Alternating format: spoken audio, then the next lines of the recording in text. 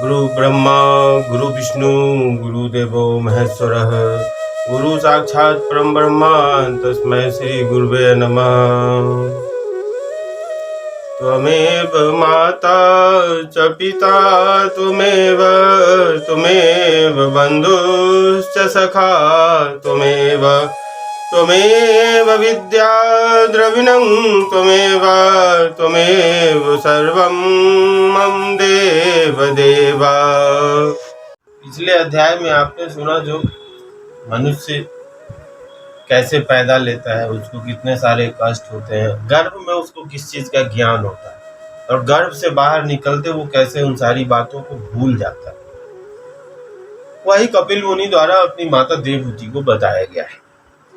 अगला अध्याय है अथ द्वा 300 अध्याय, स्कंद 3 का 32वां अध्याय। इसमें है धूम मार्ग और अचिंद्रादि मार्ग से जाने वालों की गति का और भक्ति योग की उत्कृष्टता का वर्णन। कपिल देव जी कहते हैं, माता जी, जो पुरुष घर में रहकर सकाम भाव से गृहस्थ के धर्मों का पालन करता है और उसके फलस्वरूप अर्थ एवं काम का उपभोग करके फिर उन्हीं का अनुष्ठान करता रहता है, वह तरह तरह की कामनाओं से मोहित रहने के कारण भगवत धर्मों से विमुख हो जाता है और यज्ञों द्वारा श्रद्धा पूर्वक देवता तथा पितरों को ही आराधना करता रहता है। उसकी बुद्धि उसी प्रकार की श्रद्धा से युक्त रहती है, देवता और पितर ही उसके उपासक रहते हैं, अतः वह चंद्रलोक में जाकर उनके साथ सोमपान करता है और फिर पुण्य छीन होने पर इसी लोक में लौट आता है। जिस समय प्रलय काल में शेष साई भगवान शेष शैया ग्रहण शयन करते हैं, उस समय सकाम गृहस्थाश्रमियों को प्राप्त होने वाले ये सब लोक भी लीन हो जाते हैं। जो विवेकी पुरुष अपने धर्मों का अर्थ और भोग विलास के लिए उपयोग नहीं करते बल्कि भगवान की प्रसन्नता के लिए उनका पालन करते हैं, वे अनासक्त प्रशांत शुद्धचित्त निर्वृत्ति धर्मपरायण ममता रहित अहंकार शून्य पुरुष सर्वधर्म पालन रूप सद्गुण के द्वारा सर्वथा शुद्धचित हो जाते हैं। वे अंत में सूर्य मार्ग के द्वारा सर्वव्यापी पूर्ण पुरुष श्री हरि को ही प्राप्त होते हैं, जो कार्य कारण रूप जगत के नियंता संसार के उत्पादन कारण और उसकी उत्पत्ति पालन एवं संहार करने वाले हैं। जो लोग परमात्म दृष्टि से हिरण्य गर्भ की उपासना करते हैं, वे दो परार्ध में होने वाले ब्रह्मा जी के प्रलय पर्यंत उनके सत्य लोक में ही रहते हैं। जिस समय देवतादि श्रेष्ठ ब्रह्मा जी अपने दुई परार्ध काल के अधिकार को भोग कर पृथ्वी जल अग्नि वायु आकाश मन इंद्रिय उनके विषय और अहंकारादि के सहित संपूर्ण विश्व का संहार करने की इच्छा से त्रिगुणात्मिका प्रकृति के साथ एक रूप होकर निर्विशेष परमात्मा में लीन हो जाते हैं, उस समय प्राण और मन को जीते हुए वे विरक्त योगीगण भी देह त्याग कर उन भगवान ब्रह्मा जी में ही प्रवेश करते हैं और फिर उन्हीं के साथ परमानंद स्वरूप पुराण पुरुष पर ब्रह्म में लीन हो जाते हैं। इससे पहले वे भगवान में लीन नहीं हुए, क्योंकि अब तक उनमें अहंकार शेष था। इसलिए माता जी, अब तुम भी अत्यंत भक्ति भाव से उन श्री हरि की ही चरण शरण में जाओ। समस्त प्राणियों का हृदय कमल ही उनका मंदिर है। तुमने भी मुझसे उनका प्रभाव सुन ही लिया है।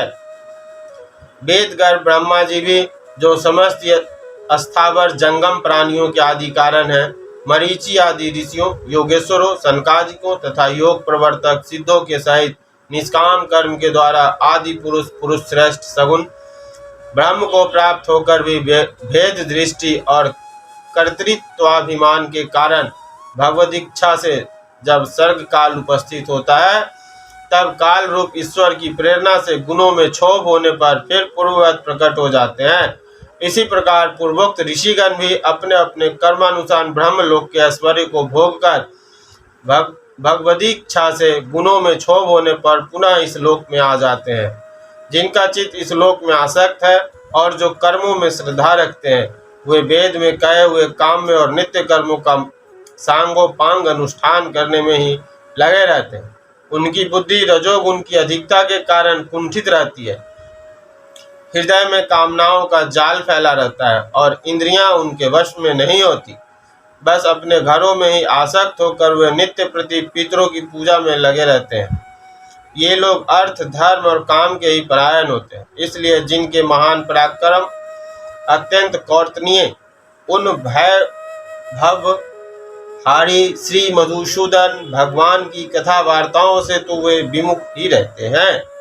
हाय विष्ठा भोजी कुकर, सुकर आदि जीवों के विष्ठा चाहने के समान जो मनुष्य भागवत कथा मृत को छोड़कर निंदित विषय वार्ताओं को सुनते हैं, ये तो अवश्य ही विधाता के मारे हुए हैं। उनका बड़ा ही मंद भाग्य। गर्भाधान से लेकर अंत्येष्टि तक सब संस्कारों को विधि पूर्वक करने वाले ये सकाम कर्मी सूर्य से दक्षिण ओर के पितृयान और धूम्र मार्ग में पितृश्वर आर्य के लोक में जाते हैं और फिर अपनी ही संतति के बस में उत्पन्न होते हैं। माताजी, पितृलोक के भोग लेने पर जब उनके पुण्य छीन हो जाते हैं, तब देवता लोग उन्हें वहां के ऐश्वर्य से च्युत कर देते हैं और फिर उन्हें विवश होकर तुरंत ही इस लोक में गिरना पड़ता है। इसलिए माताजी, जिनके चरण कमल सदा भजने योग्य हैं, उन भगवान का तुम उन्हीं के गुणों का आश्रय लेने वाली भक्ति के द्वारा सब प्रकार से मन, वाणी और शरीर से भजन करो। भगवान वासुदेव के प्रति किया हुआ भक्ति योग तुरंत ही संसार से वैराग्य और ब्रह्म साक्षात्कार रूप ज्ञान की प्राप्ति करा देता है। वस्तुतः सभी विषय भगवत रूप होने के कारण समान है। अतः जब इंद्रियों की वृत्तियों के द्वारा भी भगवत भक्त का चित्त उनमें प्रिय अप्रिय रूप विषमता का अनुभव नहीं करता, सर्वत्र भगवान का ही दर्शन करता है, उसी समय वह संग रहित सब में समान रूप से स्थित, त्याग और ग्रहण करने योग्य दोष और गुणों से रहित, अपनी महिमा में आरूढ़ अपने आत्मा को ब्रह्मा रूप से साक्षात्कार करता है। वही ज्ञान स्वरूप है, वही परम ब्रह्म है, वही परमात्मा है, वही ईश्वर है, वही पुरुष है, वही एक भगवान स्वयं जीव, शरीर, विषय, इंद्रियों आदि अनेक रूपों में प्रतीत होता है। संपूर्ण योगियों के संपूर्ण संसार में आसक्ति का अभाव हो जाना, बस यही योगियों के सब प्रकार के योग साधन का एकमात्र अभीष्ट फल है। ब्रह्म एक है, ज्ञान स्वरूप और निर्गुण, तो भी वह ब्रह्मवृत्तियों वाली इंद्रियों के द्वारा भ्रांतिवश शब्दादि धर्म वाले विभिन्न पदार्थों के रूप में भास रहा है।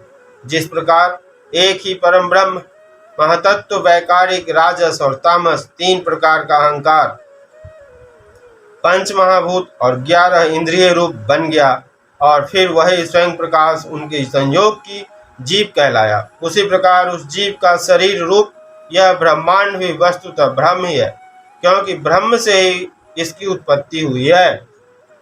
किंतु इसे ब्रह्म रूप वही देख सकता है जो श्रद्धा, भक्ति और वैराग्य तथा निरंतर के योगाभ्यास के द्वारा एकाग्रचित और असंग बुद्धि हो गया है। पूजनीय माताजी, मैंने तुम्हें यह ब्रह्म साक्षात्कार का साधन रूप ज्ञान सुनाया। इसके द्वारा प्रकृति और पुरुष के यथार्थ स्वरूप का बोध हो गया है। देवी, निर्गुण ब्रह्म विषय का ज्ञान योग और मेरी प्रति किया हुआ भक्ति योग, इन दोनों का फल एक ही है, उसे ही भगवान कहते हैं। जिस प्रकार रूप, रस एवं गंध आदि अनेक गुणों का आश्रयभूत एक ही पदार्थ भिन्न भिन्न इंद्रियों द्वारा भिन्न भिन्न रूप से अनुभूत होता है, वैसे ही शास्त्र के विभिन्न मार्गों द्वारा एक ही भगवान की अनेक प्रकार से अनुभूति होती है। नाना प्रकार के कर्मकलाप, यज्ञ, दान, तप, वेदाध्ययन, वेद विचार, मन और इंद्रियों के संयम, कर्मों के त्याग, विविध अंगों वाले योग, भक्ति योग, निवृत्ति और प्रवृत्ति रूप सकाम और निष्काम दोनों प्रकार के धर्म, आत्म तत्व के ज्ञान और दृढ़ वैराग्य, इन सभी साधनों से सगुण निर्गुण रूप स्वयं प्रकाश भगवान को ही प्राप्त किया जाता है। माताजी, सात्विक, राजस, तामस और निर्गुण भेद से 4 प्रकार के भक्ति योग का और जो प्राणियों के जन्मादि विकारों का हेतु है, तथा जिसकी गति जानी नहीं जाती, उस काल का स्वरूप मैं तुमसे कह ही चुका हूँ। देवी, अविद्या जनित कर्म के कारण जीव की अनेकों गतियां होती है। उनमें जाने पर वह अपने स्वरूप को नहीं पहचान सकता। मैंने तुम्हें जो ज्ञानोपदेश दिया है उसे दुष्ट, दुर्विनीत, घमंडी, दुराचारी और धर्मध्वजी पुरुषों को नहीं सुनाना चाहिए। जो विषय लोलुप हो, गृहासक्त हो, मेरा भक्त न हो अथवा मेरे भक्तों से द्वेष करने वाला हो, उसे भी इसका उपदेश कभी न करें। जो अत्यंत श्रद्धालु, भक्त, विनयी, दूसरों के प्रति दोष दृष्टि न रखने वाला, सब प्राणियों से मित्रता रखने वाला, गुरु सेवा में तत्पर, ब्रह्म विषयों में अनासक्त, शांतचित्त, मत्सर शून्य और पवित्र चित्त हो तथा मुझे परम प्रियतम मानने वाला हो, उसे इसका अवश्य उपदेश करें। माँ, जो पुरुष मुझ में चित्त लगाकर इसका श्रद्धा पूर्वक एक बार भी श्रवण या कथन करेगा, वह मेरे परम पद को प्राप्त होगा।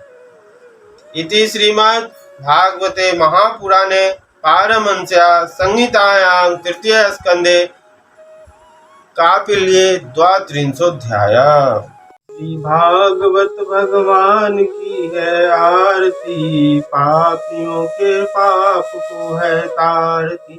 ये अमर ग्रंथ ये मुक्ति पंथ है, पंचम वेद निराला, नव ज्योति जलाने वाला। हरि नाम यही, हरि धाम यही, यही जग मंगल की आरती। पापियों को पाप से है तारती, श्री भागवत भगवान की है आरती। ये शांति गीत पावन पुनीत, पापों को मिटाने वाला, हरि दरस दिखाने वाला। यह सुख करनी यह दुख हरनी, श्री मधुसूदन की आरती। पापियों को पाप से है तारती, श्री भागवत भगवान की है आरती। ये मधुर बोल जग फंद खोल, सन्मार्ग दिखाने वाला, बिगड़ी को बनाने वाला। श्री राम यही घनश्याम यही, यही प्रभु की महिमा की आरती। पापियों को पाप से है तारती, भागवत भगवान की है आरती।